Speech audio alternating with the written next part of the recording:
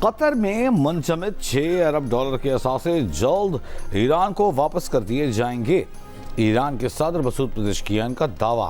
قوم کے دورے پر کہا کہ امریکہ ایران مفاہمتی یادداشت کے تحت تیل اور پیٹرو کیمیکل پر عائد پابندیوں کے خاتمے کے بعد اب قطر میں منجمد ایران کے $12 ارب کے اثاثوں میں سے $6 ارب ایران کو واپس کر دیے جائیں گے۔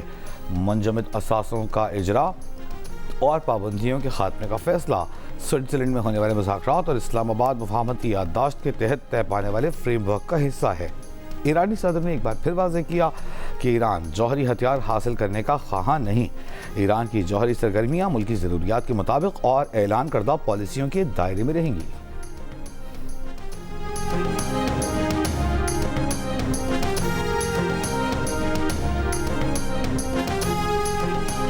امریکہ اور ایران کا ایک دوسرے پر حملے روکنے پر اتفاق۔ امریکی نیوز ویب سائٹ کے مطابق امریکہ اور ایران آبنائے ہرمز کا تنازع حل کرنے کے لیے منگل کو قطر کے دارالحکومت دوحہ میں ملاقات کرنے پر راضی ہو گئے ہیں۔ ہرمز سے تجارتی جہازوں کی آزادانہ آمد و رفت جاری رہے گی۔ اس سے قابل اعلیٰ ایرانی عہدیدار کا کہنا تھا کہ حالیہ امریکی حملوں اور مفاہمتی یادداشت کی شرائط کی خلاف ورزی پر ایران نے اتوار کو ہونے والے تکنیکی مذاکرات میں حصہ نہیں لیا تھا۔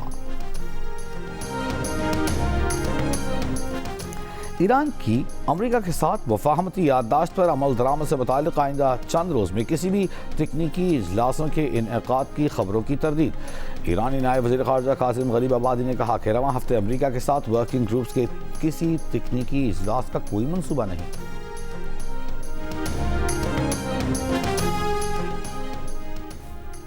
امریکہ اور ایران تازہ جھڑپ بند کرانے میں بھی پاکستان کا کردار ہے۔ پاکستان کی ثالثی کے نتیجے میں واشنگٹن اور تہران دوبارہ مذاکرات پر آمادہ ہوئے۔ عمان میں سابق امریکی سفیر رچرڈ شمیرر کا کہنا ہے کہ پاکستان اور قطر امریکہ اور ایران کو دوبارہ حملے روکنے پر آمادہ کیا۔ توقع ہے کہ منگل کو دوحہ میں بات چیت میں پاکستان اور قطر بطور ثالث شریک ہوں گے تاکہ کشیدگی کم کرنے میں مدد کی جا سکے۔ سابق سفیر کا کہنا ہے کہ دونوں جانب سے حالیہ فوجی کارروائیوں کا سلسلہ فی الحال رک گیا ہے۔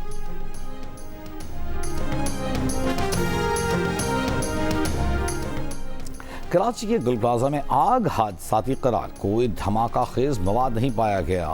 فورنزک رپورٹ میں تصدیق ہو گئی۔ دکاندار نعمت اللہ اور اس کا 11 سالہ بیٹا حذیفہ غفلت و لاپرواہی کے مرتکب قرار۔ تحقیقاتی رپورٹ کے مطابق یونین صدر تنویر پاستہ نے کے الیکٹرک کو فون کر کے بجلی بند کروائی۔ یونین نے بروقت بند گیٹ نہیں کھلوائے۔ اندھیرے اور دروازے بند ہونے سے لوگ مارکیٹ کے اندر پھنسے۔ مارکیٹ یونین کی طرف سے ایمرجنسی اطلاع اور مدد طلب نہیں کی گئی۔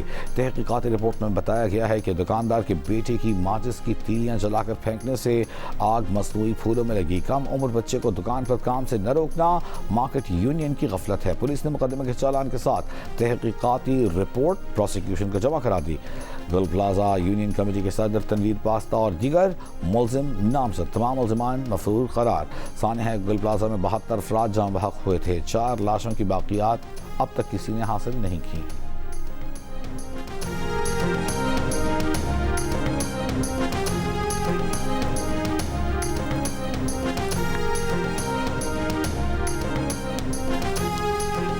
ملک میں دہشت گردی کے حالیہ واقعات کے بعد پاک افغان سرحد پر انٹیلیجنس آپریشن فتنۃ الخوارج کے 29 دہشت گرد ہلاک۔ وفاقی وزیر اطلاعات عطا تارڑ نے کہا ہے کہ آپریشن غزل الحق کے تحت سیکیورٹی فورسز نے انٹیلیجنس بنیاد پر 28 سے 29 جون کی درمیانی شب آپریشن کیا۔ پکتیکا کنڑ میں جماعت الاحرار اور فتنۃ الخوارج کے 3 اہداف کو کامیابی سے تباہ کیا، جس میں 25 دہشت گرد مارے گئے۔ اسلحہ اور گولہ بارود کے ذخیرے کو تباہ کر دیا گیا۔ 28 جون کو باجوڑ میں پاک افغان سرحد کے قریب آپریشن میں خارجی کمانڈر خان فروش اور زابل 3 دہشت گردوں سمیت ہلاک ہو گیا۔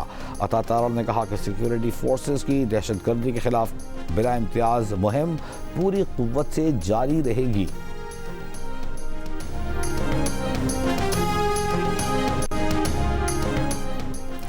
رینجرز کیمپ پر حملہ کرنے والے تمام دہشت گردوں کو افغانستان میں خودکش جیکٹ تیار کرنے کی تربیت عمر قاری نے دی۔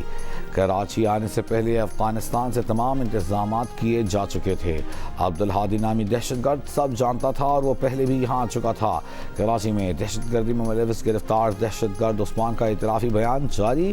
ملزم نے جماعت الاحرار کے کارندے ہونے کا اعتراف کرتے ہوئے بتایا کہ جماعت الاحرار کے افغانستان میں کمانڈر کا نام مولوی احرار ہے۔ گرفتار دہشت گرد عثمان کا کہنا تھا کہ پہلے ہمیں فوج اور رینجرز میں فرق معلوم نہیں تھا، یہاں آ کر رینجرز سے واقف ہوئے، ہمیں بتایا گیا تھا کہ یہ سب تو کافر ہیں۔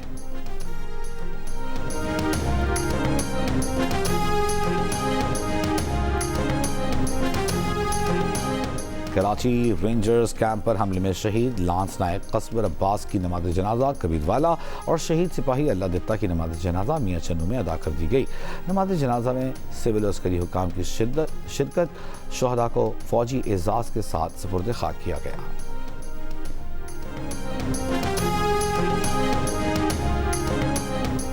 پاکستان کے حصے کے پانی پر کوئی سمجھوتا نہیں کرے گا، جو پاکستان کے پانی پر ہاتھ ڈالے گا اس کا ہاتھ کاٹ دیں گے۔ وزیر ماحولیاتی تبدیلی مصدق ملک کا دو ٹوک اعلان، کہا کہ یہ حق سب کو مل گیا ہے کہ اوپر رہنے والے لوگ نیچے والوں کا پانی روک لیں گے، حق کے لیے کھڑا ہونا ہماری روایت ہے۔ وزیر اطلاعات نے کہا کہ سنتاس معاہدے کو یک طرفہ طور پر معطل نہیں کیا جا سکتا۔ وزیر اعظم اور فیلڈ مارشل نے ہمیشہ کہا ہے کہ پانی ہماری بقا کا معاملہ ہے۔ انہوں نے کہا کہ پوری دنیا سے کل پانی کی اہمیت پر کانفرنس میں شرکت کے لیے ماہرین آ رہے ہیں۔ کانفرنس میں انڈس واٹر ٹریٹی پر پاکستان کی اہمیت پر بات ہوگی۔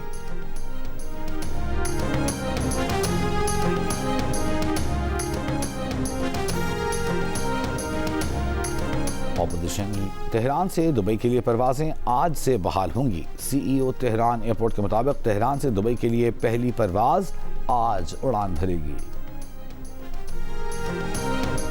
اپوزیشن لیڈر محمود خان اچکزئی کے ہمراہ آزاد کشمیر جانے والے وفد کو راولپنڈی کا ہوٹا روڈ پر روک دیا گیا۔ اسلام آباد پولیس کی جانب سے روکے جانے پر اپوزیشن قیادت نے آزاد وطن شاہراہ پر دھرنا دے دیا۔ محمود خان اچکزئی کے ہمراہ وفد میں اپوزیشن لیڈر سینٹ علامہ ناصر عباس، سابق وزیر اعظم شاہد خاقان عباسی، مصطفیٰ نواز کھوکھر اور مہتاب عباسی شامل ہیں۔ عوام پر روب جھاڑنے، اختیارات کے ناجائز استعمال کرنے والے اہلکاروں کی پیرا میں کوئی جگہ نہیں۔ پیرا کی گڈ ول پر کوئی سمجھوتا نہیں کیا جائے گا۔ قانونی کارروائی کے دوران مزاحمت کا کلچر ختم ہونا چاہیے۔ انویسٹیگیشن آفیسر کا تبادلہ اب کسی کی سفارش پر نہیں ہوگا۔ وزیر اعلیٰ پنجاب مریم نواز کا پیرا کی کارکردگی کو بہتر بنانے کے لیے عوامی رابطہ بڑھانے کا حکم۔ شکایات کے فوری ازالے کے لیے پورٹل کو مزید فعال کرنے کی ہدایت۔ پنجاب انفورسمنٹ ریگولیٹری اتھارٹی کی کارکردگی سے متعلق اجلاس میں پیرا کی کارکردگی، ڈیجیٹلائزیشن، قانونی فریم ورک اور مستقبل کے لائحہ عمل پر بریفنگ۔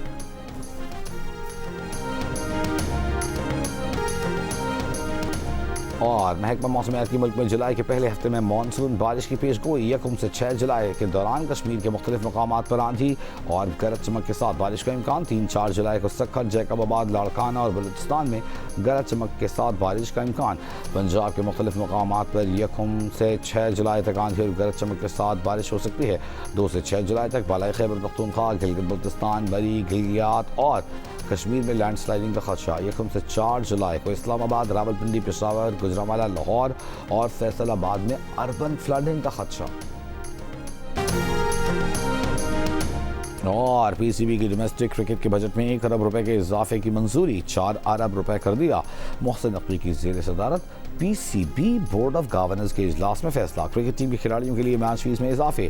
قائد اعظم ٹرافی کے پلیئرز کی میچ فیس 30,000 سے بڑھا کر 1 لاکھ اور ریجنل گراؤنڈ سٹاف کی کم از کم تنخواہ 42,000 روپے کرنے کا فیصلہ۔